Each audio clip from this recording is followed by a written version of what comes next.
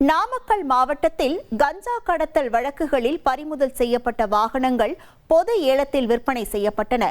கஞ்சா கடத்த பயன்படுத்தப்பட்ட 34 இருசக்கர வாகனங்கள் மற்றும் 3 கார்கள் ஏலத்திற்கு விடப்பட்ட நிலையில் 30 இருசக்கர வாகனங்கள் மற்றும் 2 கார்கள் என மொத்தம் 32 வாகனங்கள் 18,33,000 ரூபாய்க்கு ஏலம் போனது.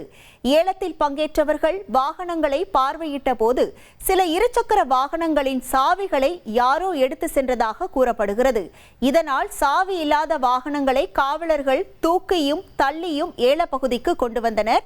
சாவிகளை திருப்பி ஒப்படைக்குமாறு போலீசார் மைக்கில் அறிவிப்பு வெளியிட்ட சம்பவம் ஏலத்தில் பங்கேற்றவர்களின் இடையே பரபரப்பை ஏற்படுத்தியது. யார் சொல்றீங்களோ எந்திரிச்சு டோக்கன் நம்பர் சொல்லி சொல்லுங்க. யாரும் கேட்கலையா? 2 டோக்கன் நம்பர் 2,02,01,000 கொடுங்க. சாவி எடுக்கூடாது. அதை ஆன் பண்ணி தள்ளிட்டு வரதுக்காக அதில் வச்சுட்டு வந்தது. அதுல இருந்து சாவி எடுத்தீங்களா? சாவி நிறைய இல்லைன்றாங்க. சாவி நீங்க எடுத்துட்டு போயிட்டா மட்டும் உங்களுக்கு வண்டி கொடுத்துருவாங்கன்னா. இனி செல்லும் இடமெல்லாம் செய்தி. தந்தி டிவியின் வாட்ஸ்அப் சேனலை ஃபாலோ பண்ணினா செல்லருக்கும் இடமெல்லாம் செய்தி.